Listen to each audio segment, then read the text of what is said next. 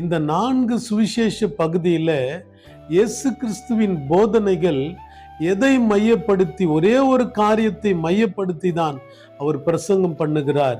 நாம் ஆழமாக அதை நாம் பார்க்கும் பொழுது நிச்சயமாக நமக்கு தெரியும், ஒரே ஒரு காரியம், அது பரலோக ராஜ்யத்தை குறித்து. அந்த பரலோக ராஜ்யம் என்றால் என்ன?